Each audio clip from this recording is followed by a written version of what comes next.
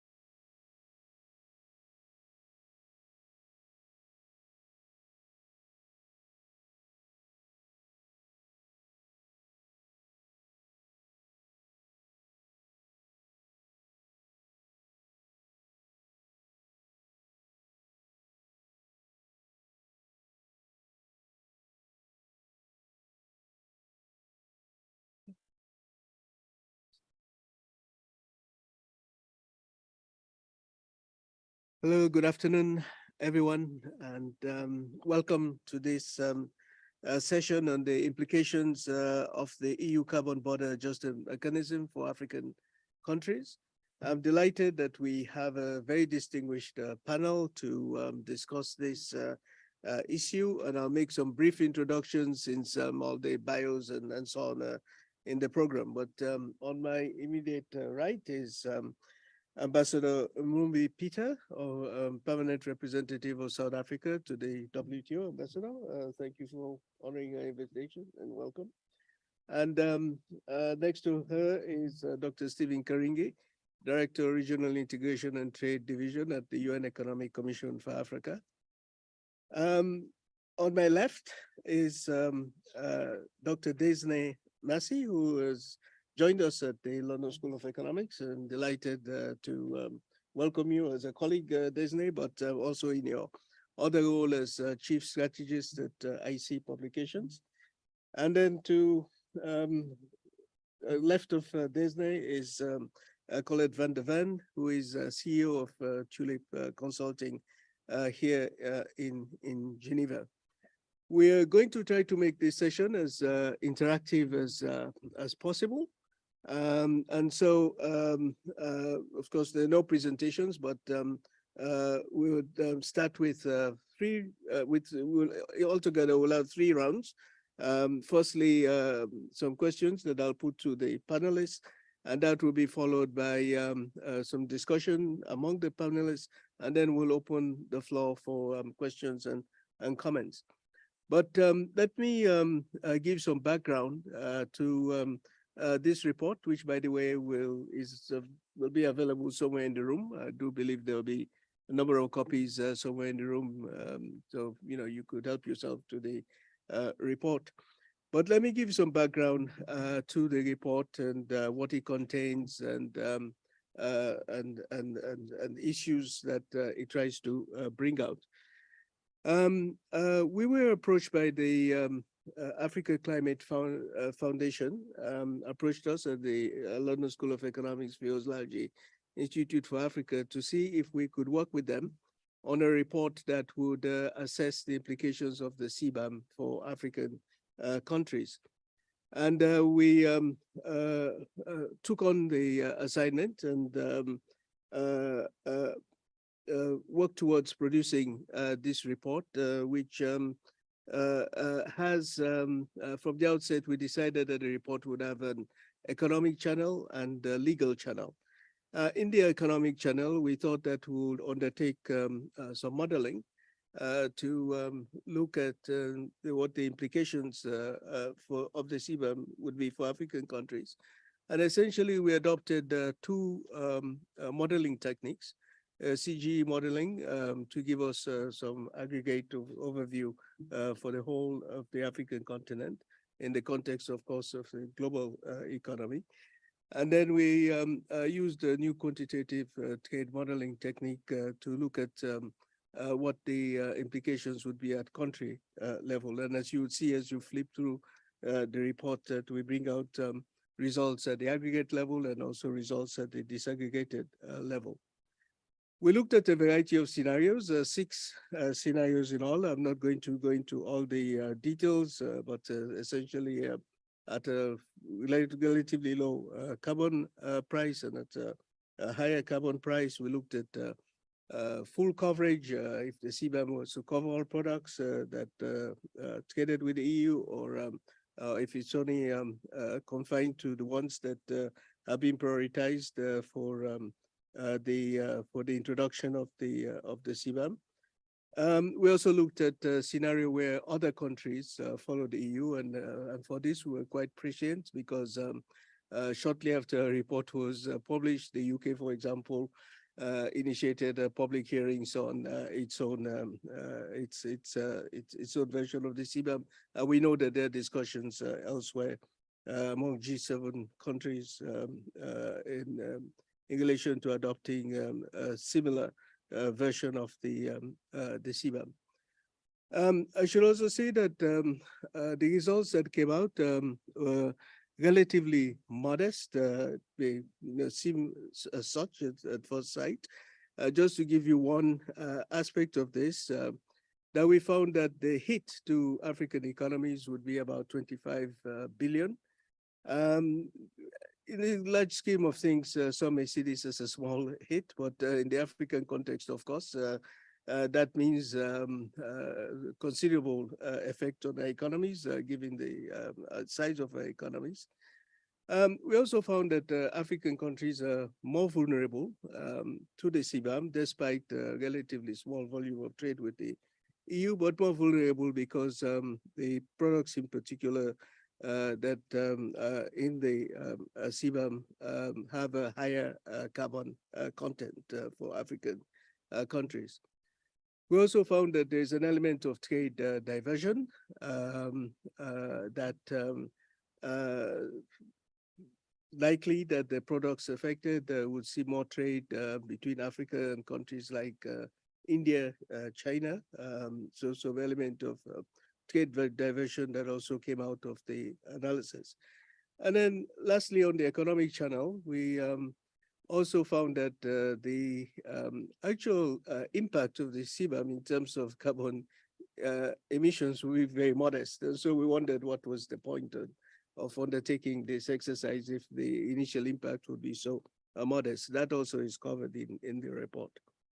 On the legal channel, the legal assessment, we found that it's not very clear-cut, the legal issues underpinning the CBAM, and not very clear-cut as to how challenges to the CBAM may play out, both in terms of specific WTO provisions, but then also ultimately because the dispute settlement system, as you know, is not fully operational with the situation as regards the appellate body. So in a nutshell, this is just to give you an overview of the report, which I do commend to you to look at it in detail and take in the analysis yourselves. I would also just end by saying that the report has been well received in terms of the rigor of its methodology and also in terms of the realism of its legal assessment. We've been able to discuss this report in several fora, and these aspects have come out very clearly. But nonetheless, it's not a report that is calling for complacency. It's a report that is showing the risk to the African countries of the CBAM, and I think that comes out very clearly. Now, so having introduced the report, I'd like to get into the first round of discussions here as a panel. And I'd like to begin with Ambassador Rumbi Peter, if I may, Ambassador, and to say that I've just outlined the content of the report, summarized the content of the report, and I'm suggesting that there is cause to be concerned about the CBAM. So what are your key concerns about the CBAM, and what do you see as the implications for multilateral cooperation in the effort, which I guess we all want to be part of this effort to move to net zero? Ambassador, over to you. Thank you very much, David, for firstly outlining the contents of the report. And of course, I think it is timely to have it released because we are really looking at understanding the implications of the CBAM and also looking at what does it mean for what we are trying to do in the continent. Of course, we are fully, committed to a green agenda and the need to respond to the effects of climate change. Our view when we look at the CBAM, and I'm coming back to your question around the concerns. Firstly, at a high level, I think we are concerned by the fact that we are witnessing a rise in unilateral protectionist measures that are being implemented under the guise of environment. And these have serious implications for African countries. If I look at South Africa, for example, we've made our own assessment as to what it will mean. It's going to cost the economy 1.5 billion per annum because, of course, we are reliant on an electric source that is heavily coal based. We, of course, are doing what we can as a country based on our national determined contribution to diversify our energy mix, but we are not there yet. So when you look at also the timeframes within which a CBAM is going to be implemented, it does not allow sufficient time for countries to effectively adjust.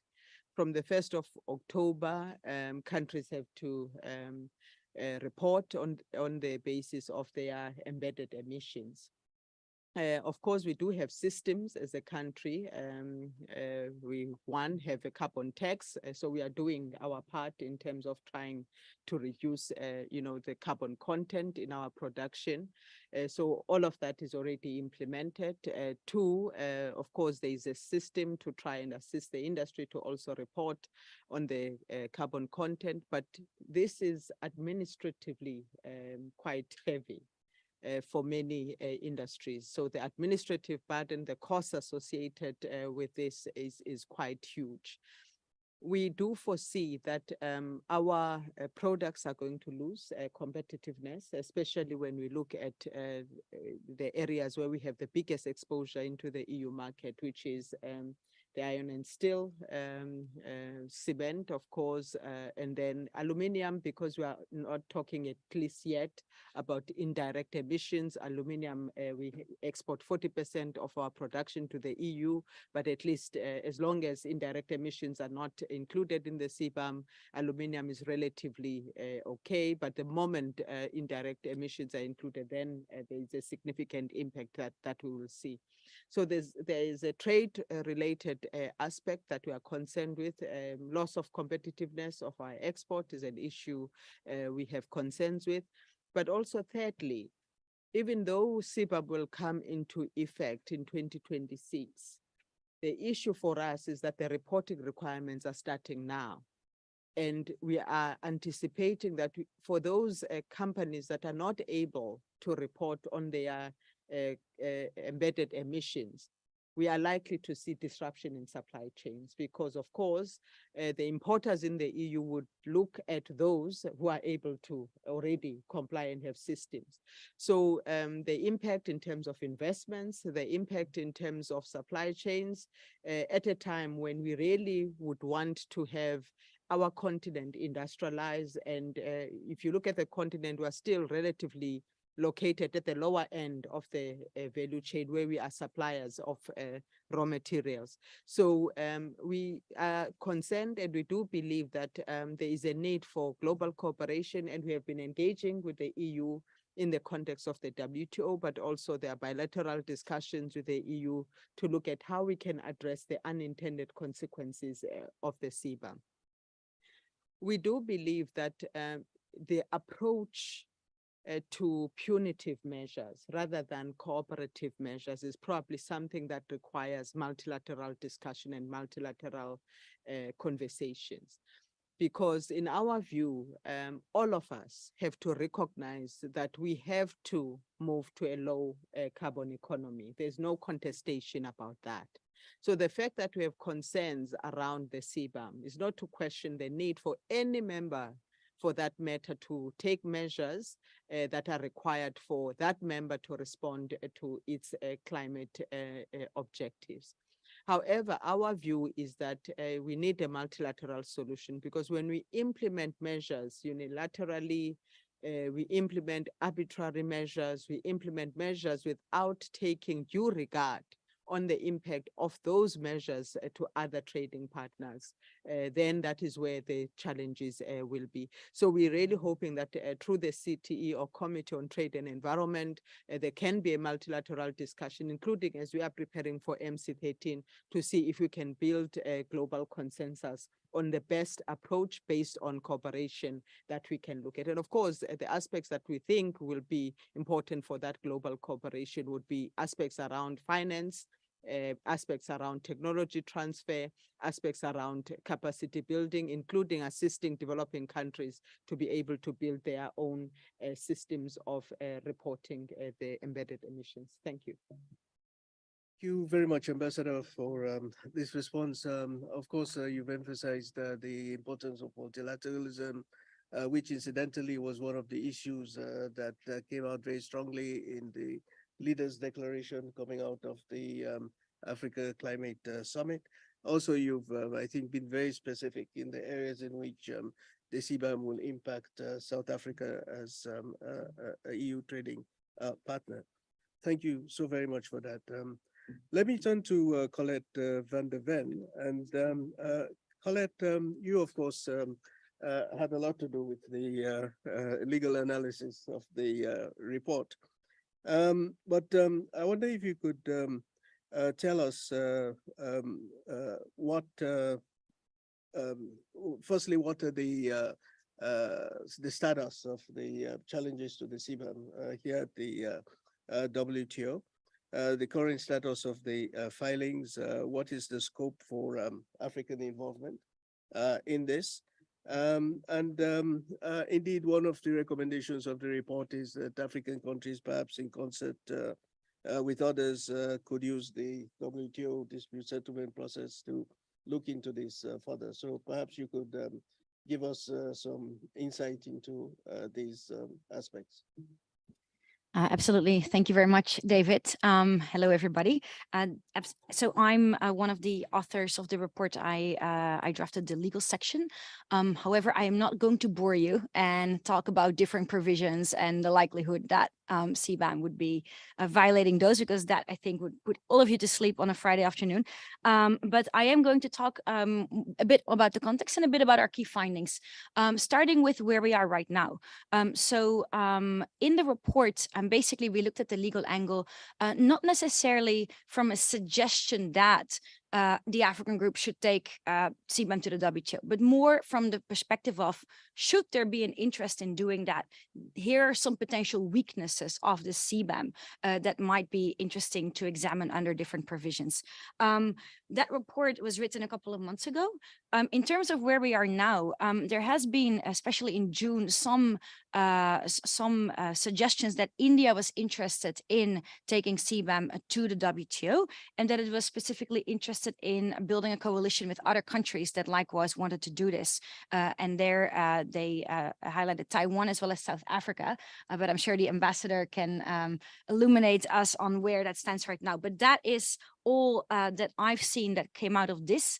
I have not seen any consultations that are being filed or anything else more concretely in the context of a WTO member using the dispute settlement system to challenge the CBAM. What has happened, which is very interesting, is that Poland has challenged the CBAM in the European Court of Justice. So not here in this house, but very much more closer to the home of the CBAM. And the challenge that Poland has brought is basically one of, well, it's argued that the CBAM is a fiscal instrument. And in the EU rules of engagement, if you're dealing with a fiscal instrument, you need unanimous consent. And in this case, they did not put forth the CBAM as a fiscal instrument, but rather as an adjustment mechanism, which required a different set of voting. So that is a challenge that Poland has brought. I think it's very interesting because it shows that the challenges generally generated by CBAM, they're not just challenges for African countries, other developing countries, EU trading partners, but also within the EU, there's a significant amount of challenges this creates. And there, Poland, of course, has a heavy use of coal and energy security concerns, which has generated this claim as well as other challenges it has brought against other EU measures. So just a bit of context there. But turning back to this house and the WTO and what we found in the report. So if a country were to take CBAM to the WTO, then basically, what would that mean? How can we look at this? Is it WTO consistent? Is it not? You would hear that the EU, in all of its communications, they very much emphasize the WTO consistency of the CBAM, right? They say, we have done this in a WTO consistent manner. We've looked at all these different elements, et cetera, et cetera. However, a lot of scholars, legal scholars, disagree about this. And they also disagree with each other, that if this were to be a challenge, which element in particular would be, you know, consistent or not. Part of that disagreement is because a lot of this is kind of speculative, right? Because whether or not this regulation will or will not be consistent or not depends in part on the text of the agreement, but also on the application thereof. So as it hasn't yet gotten into force, these are some elements that are not definite yet. And at the same time, the text is also not set in stone yet. So those are ongoing elements that that are being looked at. However, there are some potential weaknesses that we identified in the report of the CBAM with regards to WTO rules. The most important one is discrimination. There is most likely going to be, should CBAM be challenged here one way or another, that some sort of discriminatory treatment will be found. I'll give you two examples there. On the national treatment side, so this is essentially a set of rules that make sure that you do not advance your own products at the detriment of like imported products. So the EU products vis-a-vis imported products. Here, one particular challenge of the CBAM has to do with the emission trading scheme phase out of exceptions and the phase in of CBAM. So currently under the emission trading scheme, the steel sector in the EU is exempt. And the idea is that as CBAM gets introduced, the steel exemption will be removed. But it's not clear exactly while it's supposed to be commensurate how that will work in practice. So there could be a situation where part of the steel sector is still benefiting from some sort of exemption. And at the same time, the CBAM is fully enforced for steel, which would be an uneven playing field, if you will, right? So that would be a challenge that we highlighted potentially well, in the report. And again, depends on how this will play out and how the actual phase out system will take place. Another one relates to, and I think this is a big one, how to calculate embedded greenhouse gas emissions. So going to examine legality actually requires really getting into the nitty gritty of this measure, right? And one of the really challenging parts is if you are an exporting country, how do you say this is the greenhouse gas emissions that I used in my product? So there are three different options to do this. The first one is you actually have the real emissions that you used, and that needs to be then verified by an accredited agency. But this is very difficult to do because you need all kinds of access to data and whatnot. The second option is that your national is that you use kind of a default value from your country. So if you are you know, Indonesia, then you look at that product within Indonesia, default value for that or average value for that, as is recognized by the EU. But a third option is that the EU applies a default value.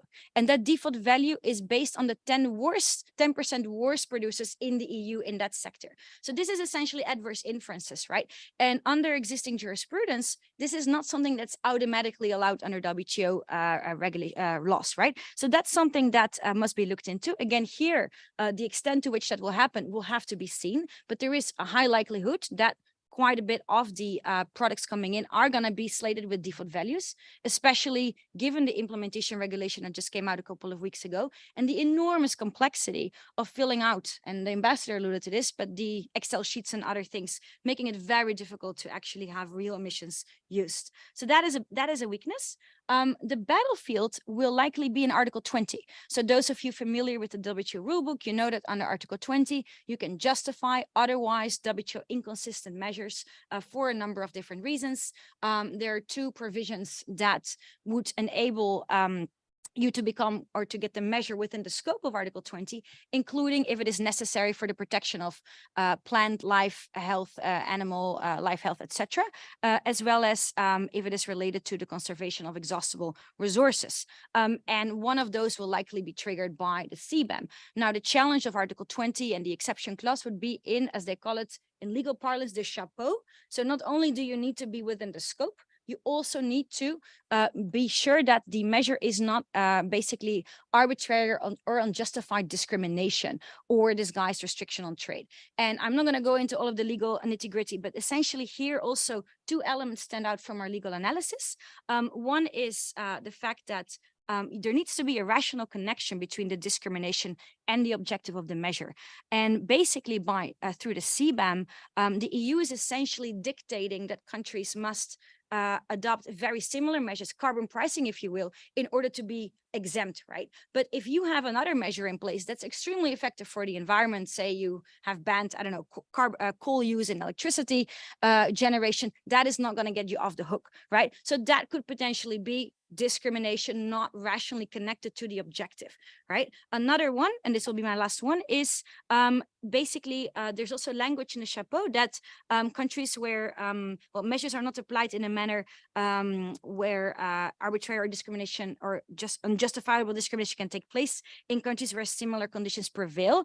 And there's been some jurisprudence that said actually the measure must be able to look into the appropriateness for conditions prevailing in different exporting countries. And in this case, there's no exemptions for least developed countries or other countries that might not be contributing very much to the global greenhouse gas problem.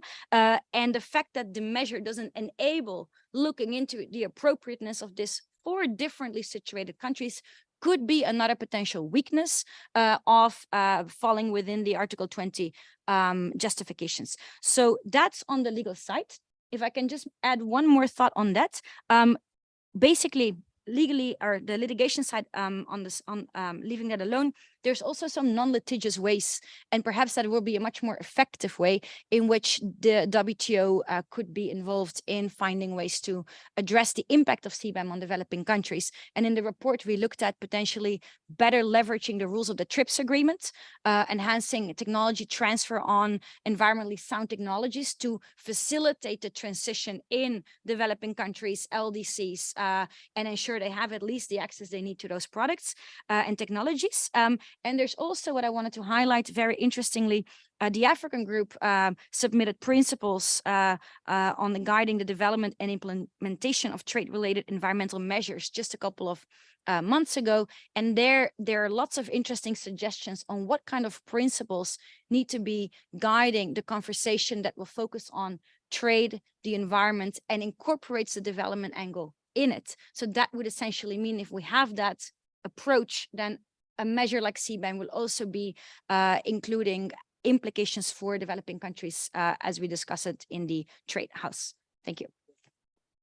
Thank you very much for that, Colette, highlighting, the current status of filings, the interesting situation within the EU itself as regards Poland. And yes, indeed, it was always a curiosity that the CBAM measure was not really developed in the directorate that deals with trade, not DG Trade, but actually the DG Taxation that deals with fiscal affairs and so on. Thanks also for highlighting the possible areas of contestation, and of course, concluding with the issues around transfer of technology, which the report looked at, also looked at aid for trade and the role that it could play, and these sorts of issues. We'll come back to this because indeed, as you pointed out, the African group, Ambassador, we discussed this just a couple of weeks ago when I was given the opportunity to present the report to the African group. African group has been very active raising the issues around transfer of technology, which also, by the way, features very strongly in the leaders' declaration as well. So we'll come back to this issue. Stephen, let me talk to you. And whatever the legality of the CBAM, the world must move to net zero. I think we all agreed on that. The principles for the way this should be done are well established in the Paris Agreement, common and differentiated responsibility, respective capacities, etc. And in the WTO's legal framework that recognizes special and differential treatment as a key pillar of the multilateral trading system. So what, in your view, are the foremost priorities for ensuring a just transition? Thank you very much, David. Good afternoon. So first of all, congratulations on the report. I read it. I found myself asking the question, okay, so EU has put on the table what it's trying to do on its part towards meeting its net zero. So if I'm going to sort of evaluate this, I'm looking at it against what? And I'm talking more here from the context of the agreement that all of us accept that we are we want to go towards net zero. And so what is the alternative? So I commend the report for that, but I also think that it becomes also very difficult, at least for me, to be able to have a truly objective assessment of everything if I also don't know what everybody else is doing. And I think that is what is actually being asked for here.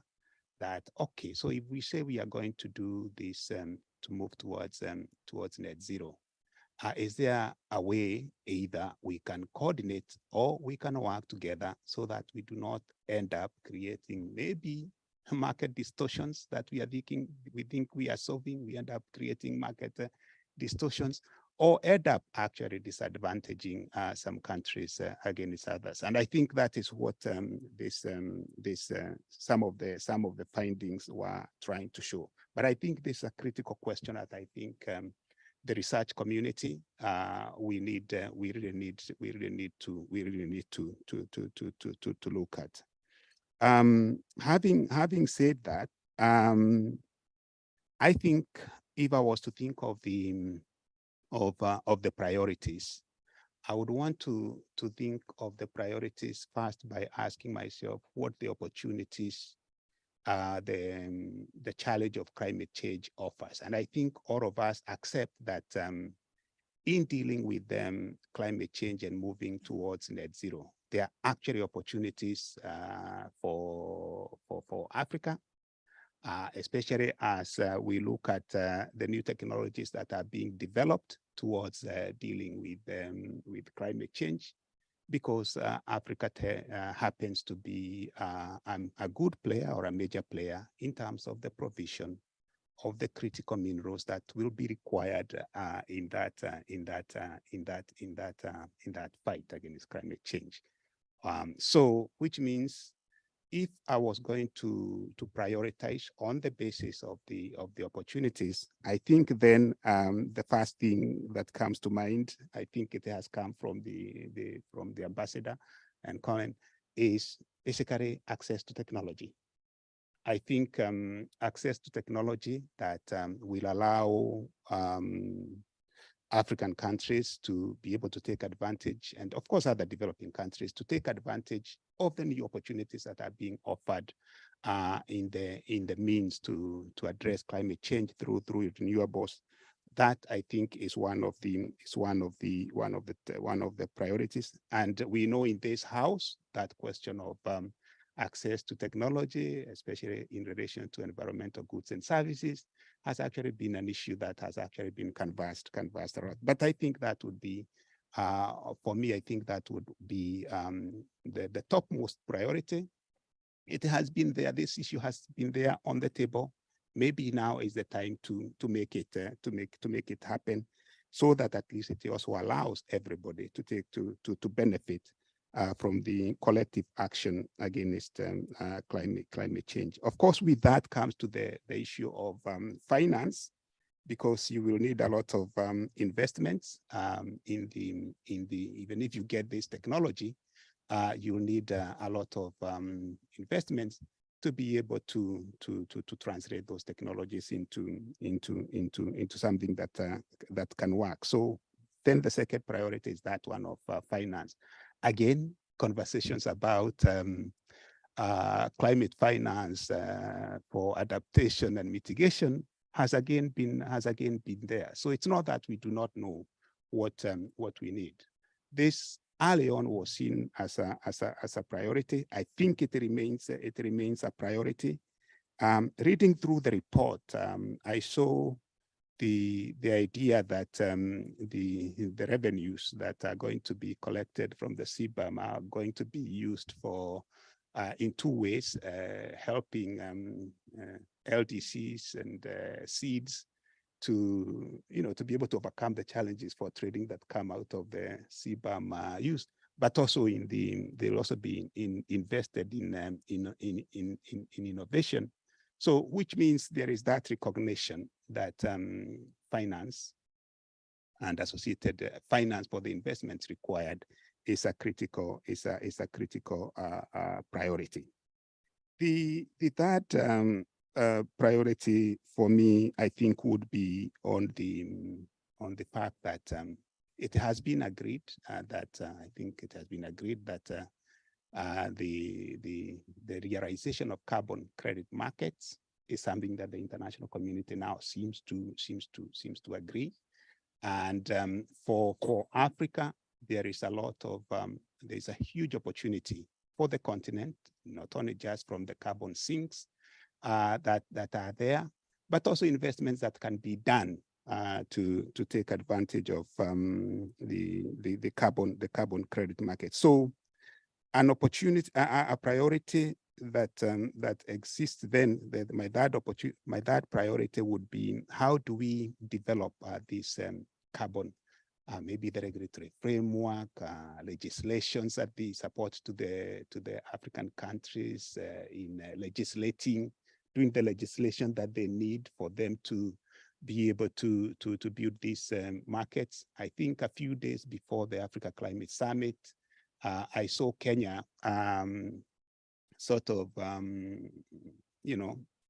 the president signing an act of parliament on the development of carbon credit market in Kenya. So we need to see more of this within among the African countries, so that we do not end up in a situation whereby once this carbon credit market becomes a big one, countries start losing out because maybe they are selling their credits at prices that really do not benefit, or they are not actually a reflection of the actual price in the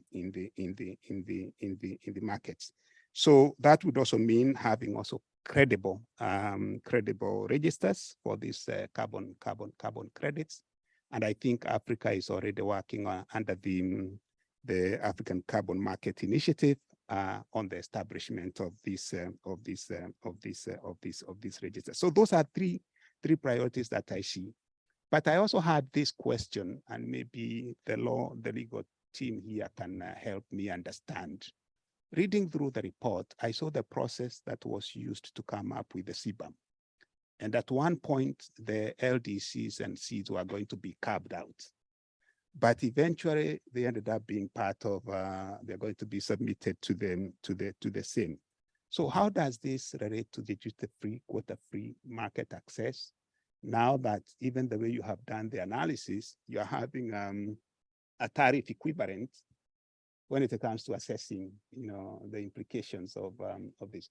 How in the conversations that have been EU has been undertaking, how was this question answered? And considering that it's going to be also a value chain approach to seeing which the intensity of carbon at every stage. How do you deal with the inputs and the intermediate inputs that come from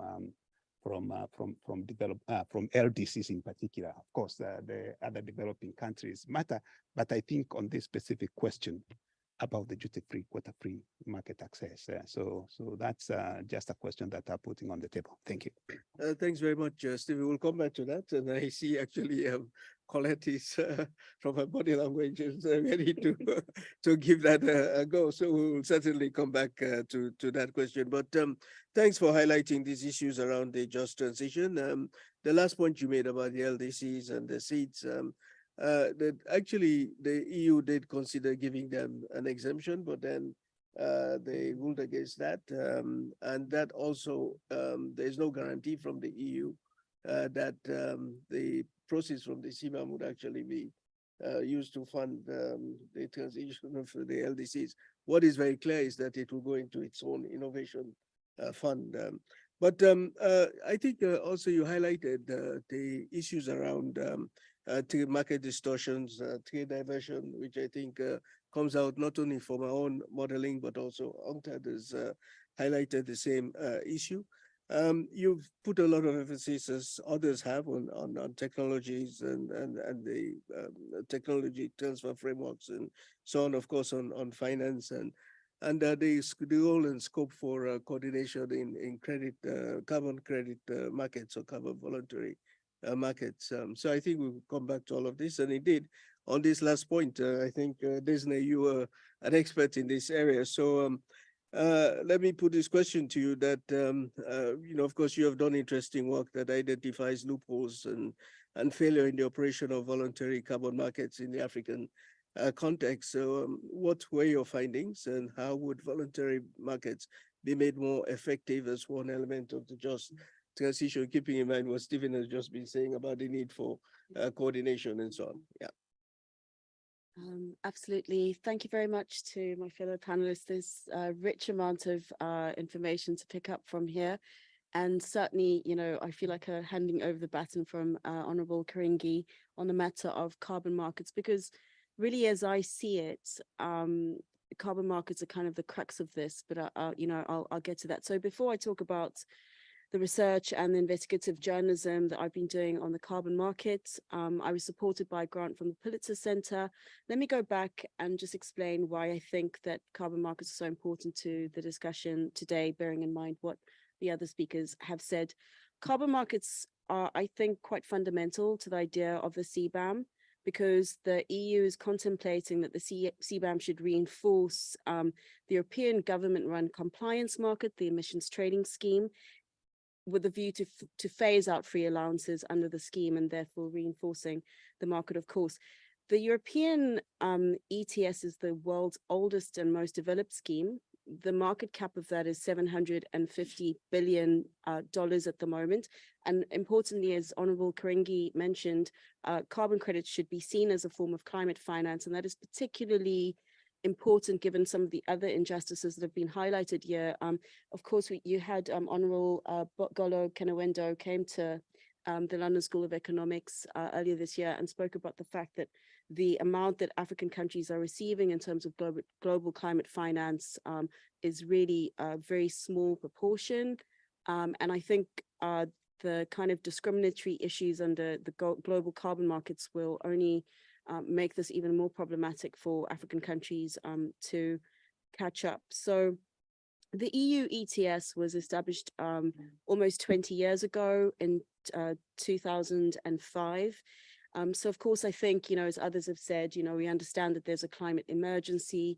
We think that the spirit of, trying to sort the problem is the right one, but there are many, I think, pitfalls here for African countries. But African countries, as as Colette has pointed out, are not the only countries that foresee problems. The Australians, the Polish, many countries are quite worried about what that will present for them. So in terms of my own research, we know these carbon markets have been around as a concept for a while, but you'll remember at COP27 in Egypt, Senator John Kerry called for a renewed global push on carbon markets.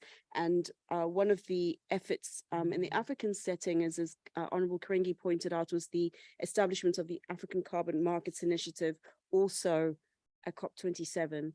So for the audience here who doesn't know how these markets work, I'm just going to take it back to first principles. Sorry if this is other people know this, but some people might not. But it's on this polluter pays principle that was introduced by the Nobel-winning economist Roland Coase. And so instead of a tax or alongside a tax, people can pay for the right to pollute via these carbon offsets. So myself and my co-researcher, Angus Chapman, who's also an economist like myself, we did a deep dive.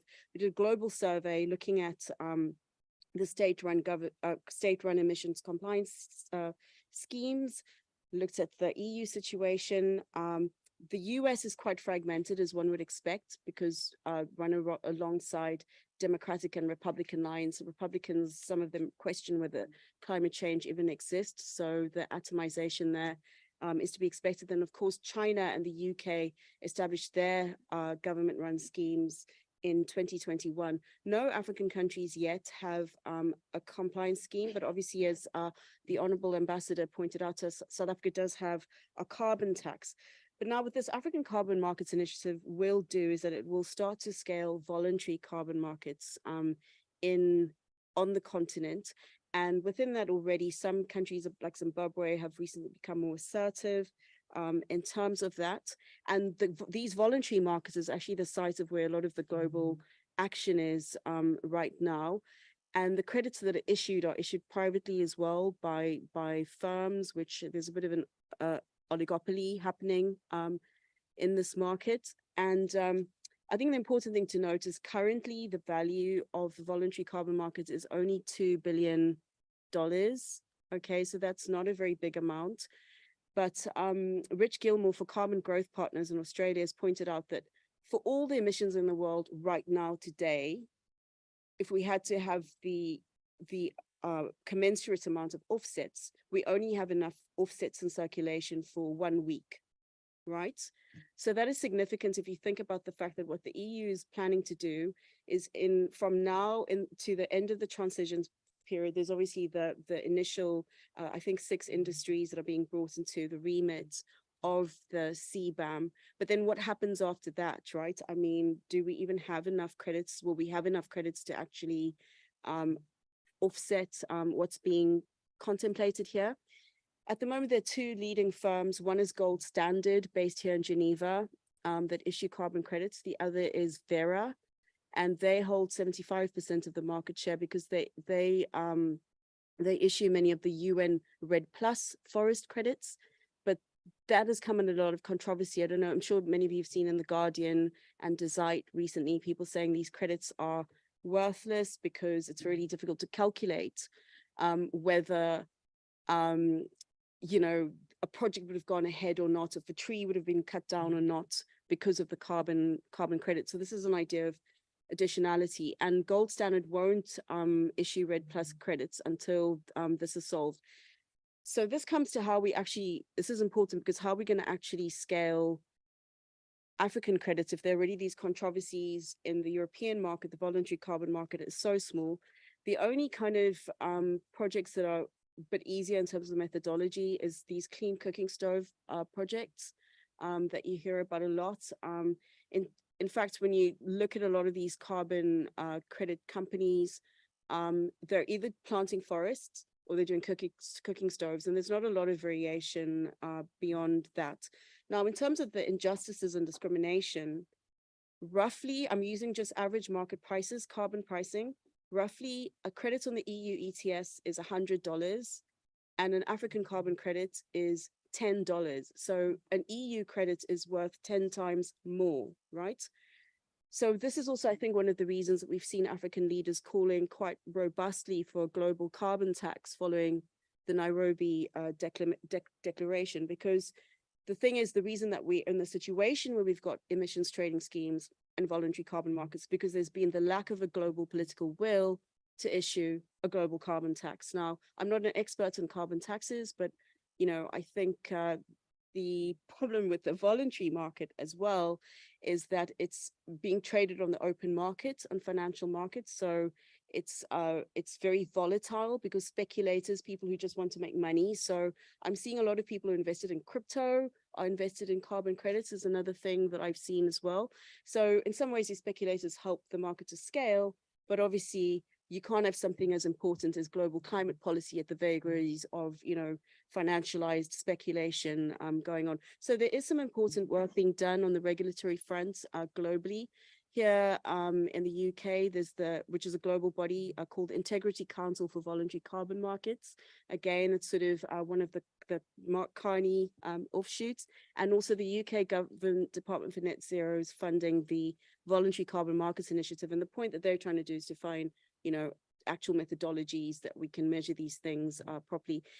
So just in ending off, I understand at the moment, in terms of the transition phase, David, that Mozambique and Ghana will be the 2 African countries that are mainly affected. You also rightly pointed out the actual emissions contemplated are quite low. But I think the thing is really here that, you know, the EU already has a very big a $750 billion market. That's the amount of climate finance captured in credits. And so how are poor countries meant to, with all of the discrepancies, the lack of technical capacity in financial markets, the global sort of disputes in terms of regulation, I can't see how this is all going to be solved in time to when it becomes law.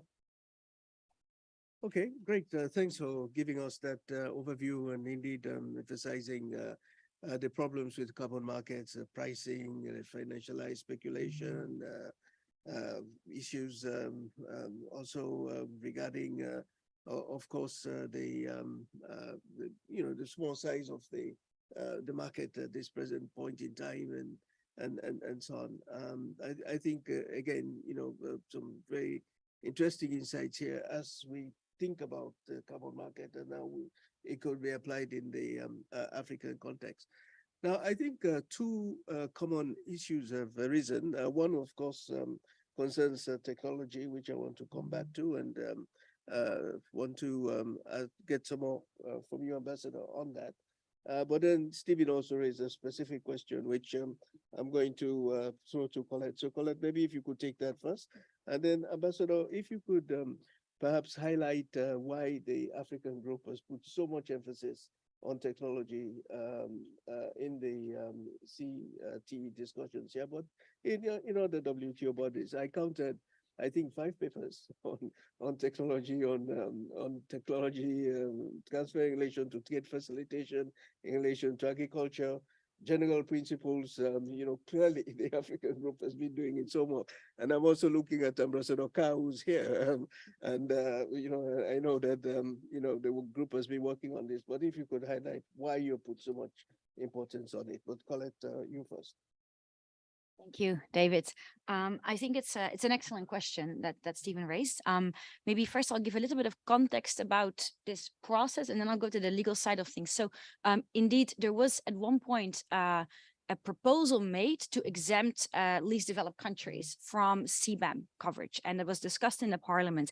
And from what I heard from people that told me about why that didn't make or see the light of day was because actually the impact on LDCs of CBAM is considered negligible. The only country, the only LDC that will have significant impact was already mentioned, it's Mozambique, right, because of their aluminum sector. So basically what they decided, or they did a bit of a cost benefit analysis, and because and the reason by the way LDCs are the impact is negligible is because of the scope of the CBAM, right? So it covers cement, iron, steel, aluminum, fertilizers, and then some indirect emissions as well for some others, and I think I covered most of them, hydrogen. So, and those are not typically exported by the LDCs to the EU, right? So that is why that was decided. And then the challenges of having to make a exception for LDCs, I mean, it creates an enormous amount of other questions, right? How do you measure this? How do you verify this, etc.? So that's why they decided not to include this. Then in terms of the legal sides, I have not seen discussions that specifically go to that question. And I think the reason is because, I mean, this goes into the bigger question, which is what is the CBAM? Is this a border measure, or is this, or is ETS, the CBAM, or to what's it react? Is that an internal tax and regulation to which the CBAM responds? And that question, different legal scholars have different opinions on this. But so one thing is obvious, which is that, or clear, I think, in that context, which is that the CBAM is not an ordinary duty, right? It's not a tariff. So in that regard, because duty-free, quota-free is about ordinary tariffs, there would therefore be not an issue in that regard, but it could still be a border measure, right? And under WTO jurisprudence, whether something is a border measure or not depends on when the obligation is triggered. And if it's triggered upon importation, it could be considered a border measure, right? If it is a border measure, it could come under provisions that deal with tariff bindings, right? And here, because the EU doesn't have in their schedule on, for example, steel, anything on other charges or duties, then it could potentially violate that, right? And that's something we put in the report. So, but that goes a little bit beyond your question. Whereas if it were just an internal tax or regulation, then you don't go to the border measure provisions, but you're looking at this more as part of Article 3 of the GATT, where you're dealing with the national treatment issues. So that is unresolved, and there is disagreement about scholars. You can argue it both ways on where that would go. But on your duty-free, quota-free, that is why I think it hasn't come up, but it's a great question. Thank you very much. On the issue of technology transfer, firstly, we move from the premise that the transition to the low carbon economy cannot be on the basis of African countries just being consumers of technologies that are coming from elsewhere. That if we are serious, and this also comes out quite strongly from the inaugural African Climate Summit, that this has to also assist the transformation of the African continent in terms of industrialization. So we are interested in green industrialization. We are seeing an opportunity and potential for Africa to have mutually beneficial partnerships with the rest of the trading partners through an investment-led approach, where there is beneficiation of the critical raw materials that Africa is endowed with in the continent. This requires that we look at the policy tools that we require to achieve that agenda. And we have developed, as you have said, David, a number of papers as the Africa Group. This and the basis for it and the umbrella objective is to promote industrialization. We are looking at how can the trade rules be recalibrated to assist the African continent to have the policy space that it requires in order to promote, among others, green industrialization, digital industrialization, and broadly technological upgrading. This also includes the need to ensure that we are able to have, in a balanced manner, the policy tools to achieve, of course, that agenda. And of course, when you look at the policy tools, it requires one, technology transfer. And the technology transfer, in our view, should be on affordable and accessible basis. What we see is that, yes, there are a number of technologies that are available, and we do believe very strongly in the protection of IP, because sometimes whenever you raise the issue of technology transfer, we quickly get into an ideological debate about the role of IP. Africa is also a producer of intellectual property. So the protection of IP is absolutely critical. But we are saying when it comes to issues of global commons, there is a need for, again, cooperative approach that takes into account the need to really contribute to this low carbon economy that we are talking about and to effectively deal with climate change.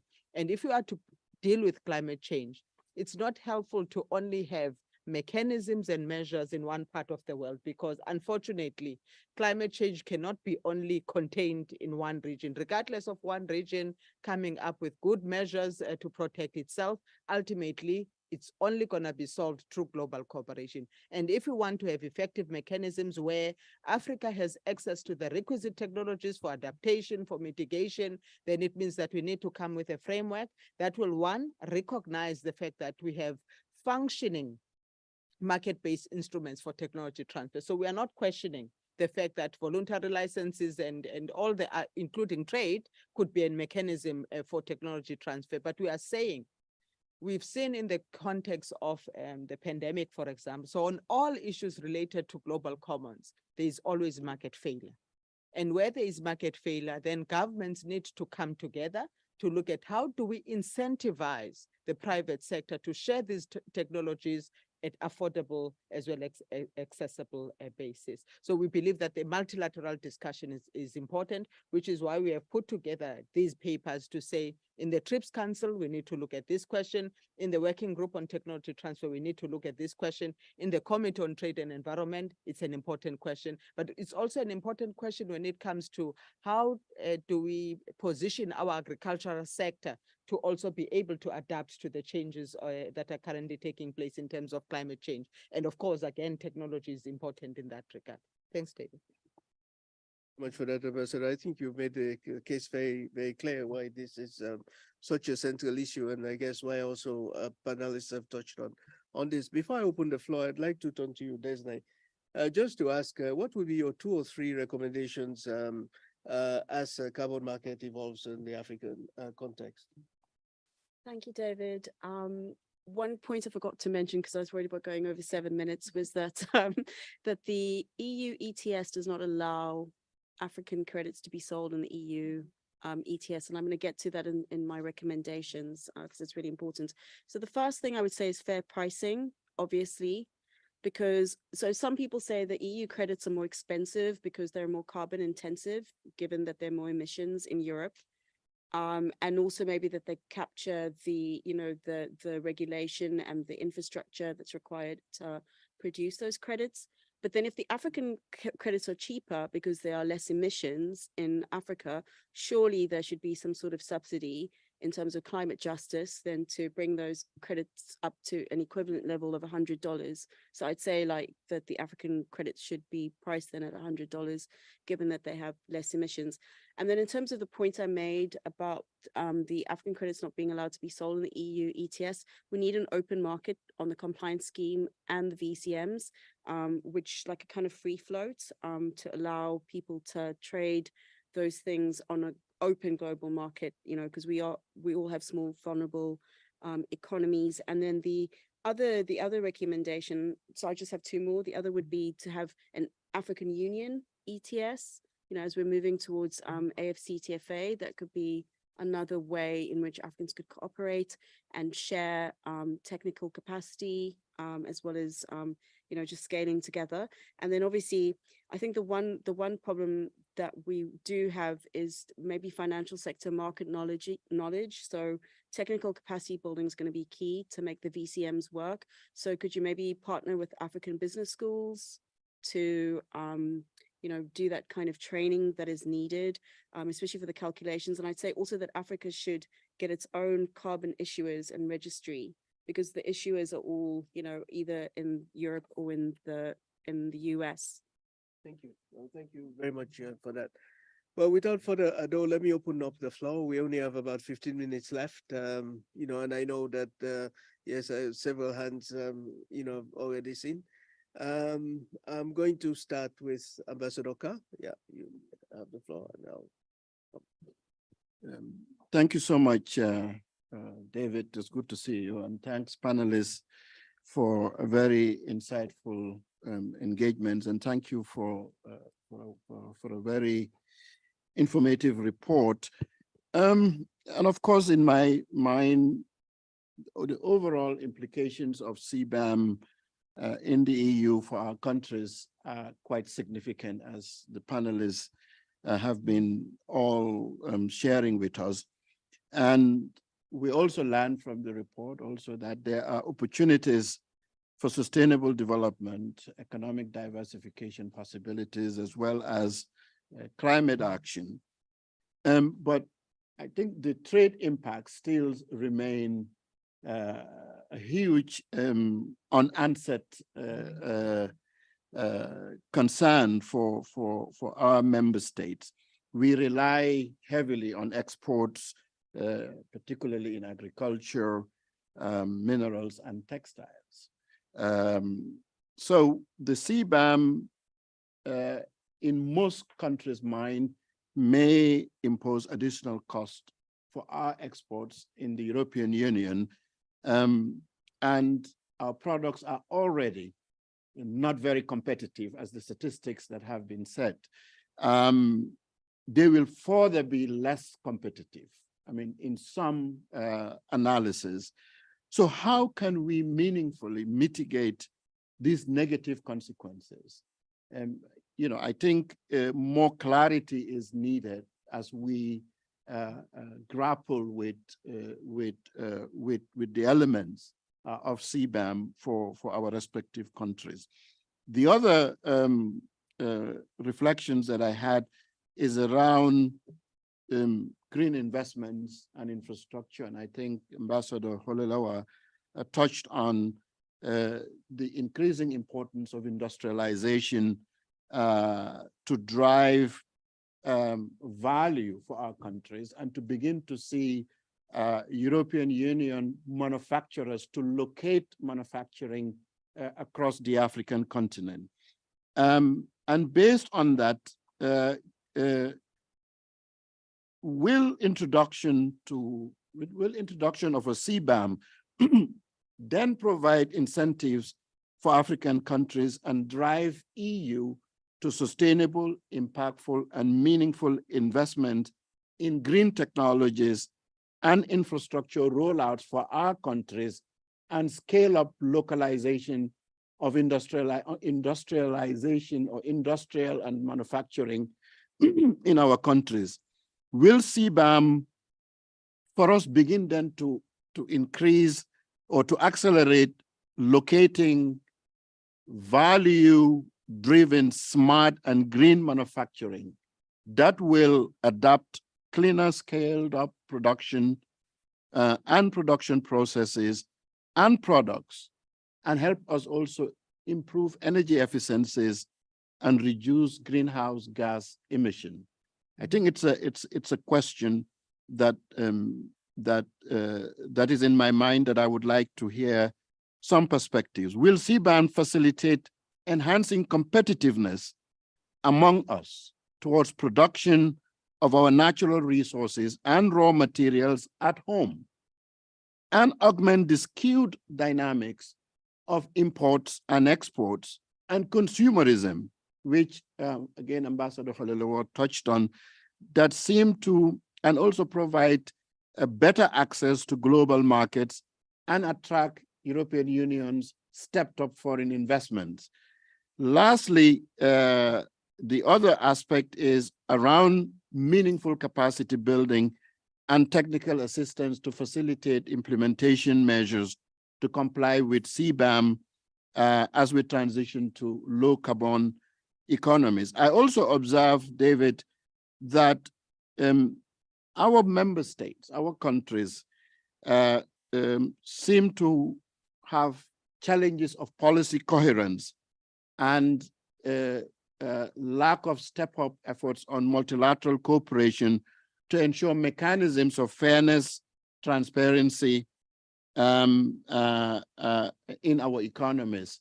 I would like to hear some perspectives of that. And what do you think collaboration and regional integration and role of the AFCTA will help to address these challenges that we are grappling with around CBAM to better negotiate with the European Union and other trading partners to minimize the negative impacts on our economies? Thank you so much.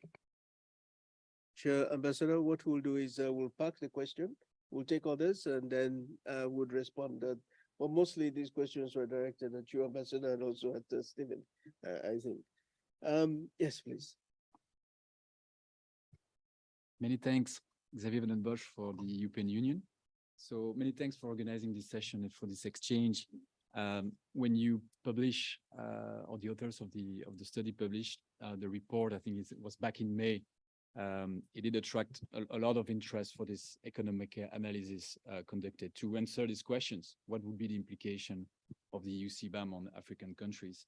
As you know, I mean, when we designed the CBAM, we conducted an impact assessment, also looking for answer, how our environmental climate policies would impact as the unintended consequences African countries, and how to mitigate and to take into account those elements.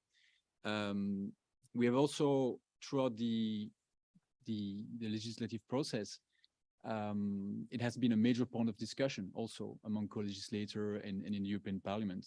As a result, we have in the regulation a review clause that explicitly foresees that by 2025, before the end of the transitional period, we will review again what is the impact, and having a particular focus on least developed countries, which of course is particularly pertinent for Africa. So I was very much looking forward to meet the authors, because we have a number of questions. We think that for this review, we can build on some of the insights that have been developed in the study. So I had hoped that you would present more of this economic analysis, but you chose to focus on those 2 pages of the report with some of the legal implications that I must say we were less concerned about, because, as you know, we have designed the CBAM very carefully to be an environmental measures accompanying the phase out of free allowances under the ETS that would be fully compliant with the WTO rules. And I understand you're looking for other hooks in what may come, or that we could be potentially still issue in the future as part of secondary legislations. You mentioned how the exact phasing of CBAM will be coupled with the phase out of free allowances.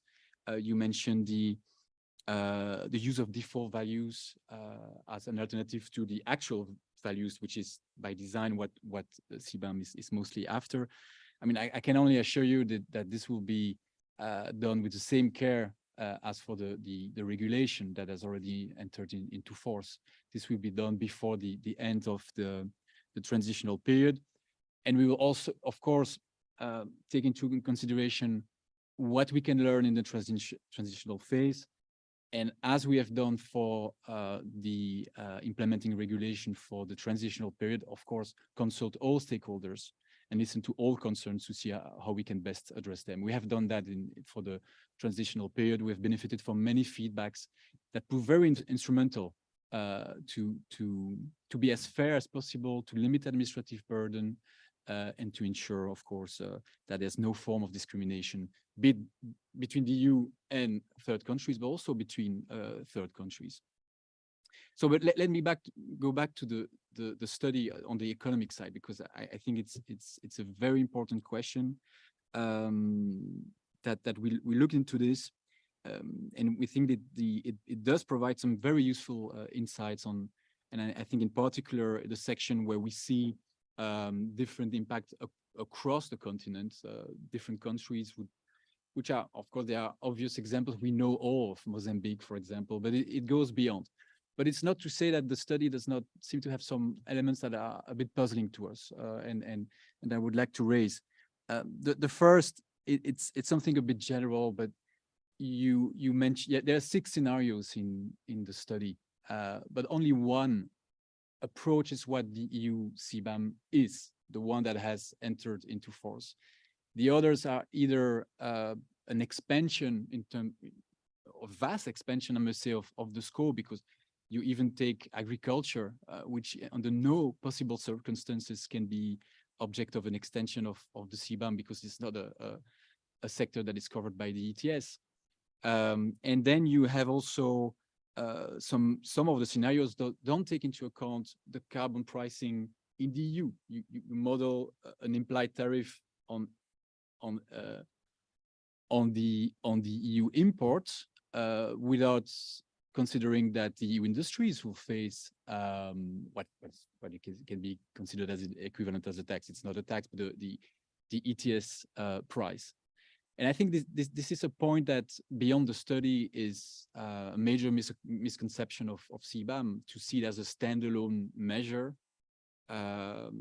detached from the actual strengthening of carbon pricing in the EU, the strengthening of our climate policies to foster decarbonization and the much needed and the acceleration needed to increase our contribution to climate change. So that unfortunately there was only one scenario that we find useful, and although the methodologies it would be very useful to exchange, to understand, because you still have with this model, you model 73.2 billion of revenues for CBAM, which is vastly, it seems to be off the mark compared to the 2 billion that we had estimated in the impact assessment. So there are also perhaps elements to exchange upon. But again, very useful insights that can also feed reflection on what other policies can be mobilized, giving targeted support, capacity building where it's needed. We already have projects on the ground in Mozambique, but perhaps we can learn more of those specific effects that perhaps were not yet studied in detail, and that could be feeding our review in 2025. And I will conclude by just saying that, of course, we strongly promote coordination on carbon pricing, on the reporting of emissions. But we know this will take time, and we think we're also running out of time, and this is why CBAM is clearly there for the EU to accelerate with its mitigation ambition. So many thanks, and we'll be looking forward to further exchange. Many thanks.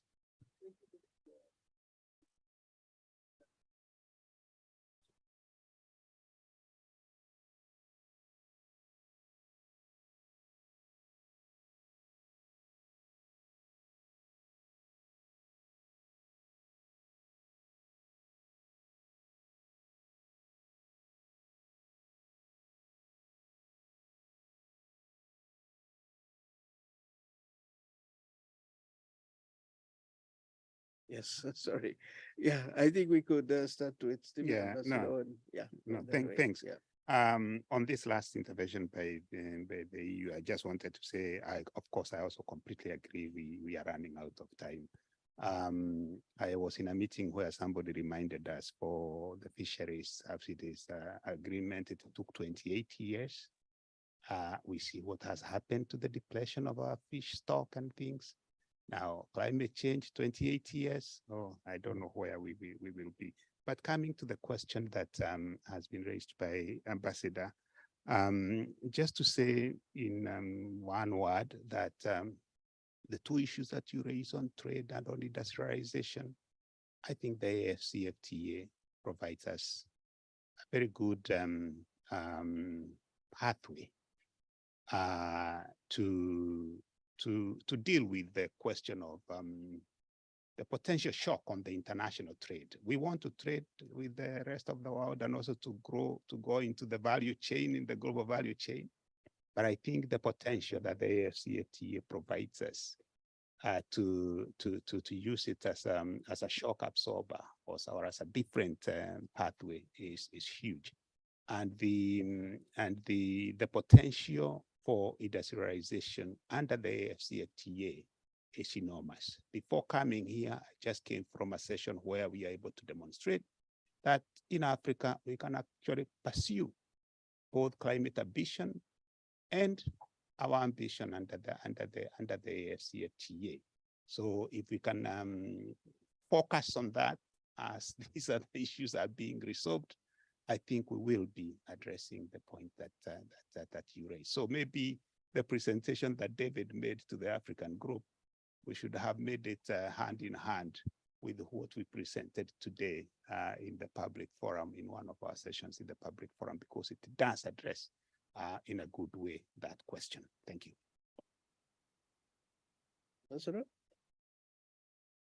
Well, in terms of the questions by Ambassador Carr, and thank you for all of those. Well, I think you are right that we need to scale up investments in the continent. We need to beneficiate the African resources. We need to industrialize. We need to localize, to ensure that at the end of the day, we use this as an opportunity for green industrialization. In the previous session, I said, sometimes there's always this tendency to see Africa as a problem. Africa actually is a solution to many global problems, including the issues of climate change. The only issue is that the world has to look at this from a different perspective than it normally does. That Africa is only seen as a source of raw materials rather than as a partner that can assist in terms of climate resilience, but also resilience building for future crises. Because as long as we keep Africa only as a supplier of raw materials, we are not assisting sustainable development. And as long as you don't deal with sustainable development, there are ripple effects to also issues of the environment. Whether CBAM will reduce greenhouse emissions, I think the question is out there. The study by UNCTAD indicates that the contribution of CBAM will be more actually in terms of Africa affect negatively the trade and access to the EU market more than it will contribute to a reduction of greenhouse emissions. UNCTAD indicates that the CBAM will only reduce greenhouse emissions by 0.1%. So I think it's something that, of course, as I said, the question is out there as to whether there will be a real impact in terms of reducing greenhouse emissions. Of course, I think on the point that has been raised by the EU in terms of the review clause, I think, of course, it's welcome that there will be a review clause. I think what will be more important for us is even as we talk about the transitional phase of implementation of the CBAM, let's look at how we reduce the unintended consequences, and a discussion and a conversation is therefore important to look at more areas we can cooperate in a way that reduces those. The other question from Ambassador Carr was whether it is, CBAM is going to assist us in terms of, building our own technologies. Of course, I think as David has indicated, the indication is that the CBAM will assist more the EU in terms of its own processes and its own mitigation processes, even though that there was a process initially to look at how we support even LDCs, it seems that that is not coming out clearly. So those are issues that will require further conversation, of course, between the African continent and the EU. And I must say there are conversations that are taking place, both within the WTO, but also bilaterally and also with the continent. And I think we need to find mechanisms that, as I said, ultimately reduce the unintended consequences. Lastly, whatever measures we implement and whatever response we are looking at in terms of dealing with climate change, it has to be on the basis of common but differentiated responsibilities. And we also have to take into account the historical contribution that others have made to climate change. Thank you. Thank you, Ambassador. Let me talk to two panelists this side in case you want to respond and to any of the issues raised, and I will close by responding to some of the questions on the economic channel of the report that were raised by the EU. Yeah. I'll just in the context of the first question here from Ambassador Kha, I'll just also add to, we had actually a panel here yesterday on the AFCFTA, and he was a part of that, and the role of the AFCFTA in greening the transition in the continent.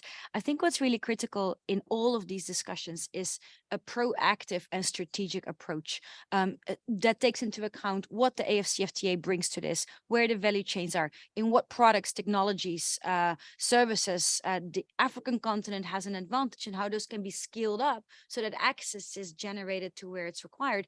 And at the same time, being really pragmatic, how and in what industries and in what countries is the CBAM going to have a negative impact? And the study can help for that, but it's got to go beyond that, right? What are these industries and how can that impact be responded to? What is required, right? And that requires, I think, very detailed conversations from the EU side, a very targeted country-specific approach. And that then should result in, I mean, for example, in the context of Malaysia, where I had some discussions on CBAM, one of the things that came up was when you're calculating greenhouse gas emissions, under step one, if you have direct emissions, you need a verified agency, like an auditing agency to accredit this.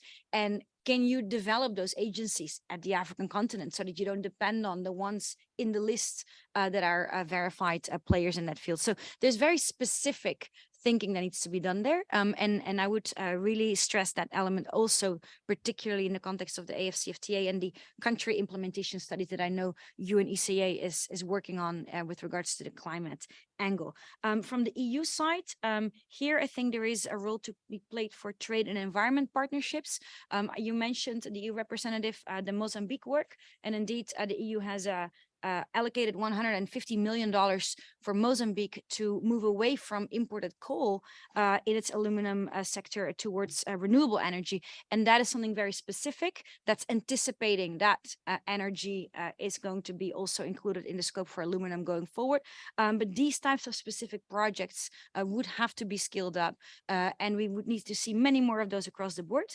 And then finally, in terms of some of the legal side of things. So I cannot comment on the economic side of the report because that's way beyond anything I do. But on the legal side, I'm very glad that the European Union is not concerned about that. And I think my only response to that is, well, let's just wait and see what happens. So thanks for your comment on that. Hi, we'd just like to say if anybody from the African group would like to continue discussions with us on carbon markets, we'll be expanding our research and work. We'll be quite active in this area, and we really welcome your input and any advice you'd like to get from us. Great. So now let me turn to the last set of questions regarding the economic channel of the report. Firstly, to say that we avoided making a presentation because we wanted this to be a conversation, and as I said at the outset, we had not planned to make a presentation. We've done so in other contexts, but we didn't think that that was quite right for this event. Secondly, on the scenarios, I fully agree with you that some of the scenarios are speculative, and we made that very clear in the report that we are looking at, we're modeling products that are not yet included in the CBAM. I think we made that very clear. But that is also because the EU has not ruled out extending the CBAM product coverage. So we thought that since that does not be ruled out, logically, if we're doing this report, we should include everything. I'll take issue with you that only one of the scenarios looked at the CBAM. Also, I should just say that we're a big challenge in setting, in establishing the scenarios, because as we're working on this report, the measure itself was evolving. So it was sort of a moving target, and it actually was very at the last minute as we were concluding this part of the work that hydrogen was confirmed as being part of the product coverage. But I'll take issue with you that we did look at two scenarios at $40 a ton and $87 a ton, and exactly the product, taking into account the product coverage that eventually came out of the EU. So I think on those two scenarios, I think we were exactly looking at the issues from that perspective. Also, yes, one of those two scenarios anticipated the ETS being in place, but another scenario anticipated the ETS being phased out. So, we wanted to look at this from all angles, and that's why you have this variation. But also recall that we're not trying to exaggerate anything, because I did say from the outset that the results were actually relatively modest. But I think also you could see that the rigor that went into the overall analysis as well was something that we took seriously. Then my last point is just simply that yes, the 73 billion is sort of off the wall, if you like. But then again, this was the worst case scenario, so to say. It was not suggesting that that is exactly what you will get. In a sense, it was the worst case scenario. So let me stop there, but I'm prepared, and I would like to have a further offline with you on this if you like me to do so. I know our time is up, and I see some of our panelists already getting a bit concerned about that, especially since the room may be needed for something else. But I'd just like to thank the panelists on behalf of the Fuselage Institute at the London School of Economics for honoring our invitation, and I think for being part of this conversation, and also the audience for being here. I think the panelists do deserve a round of applause as we conclude.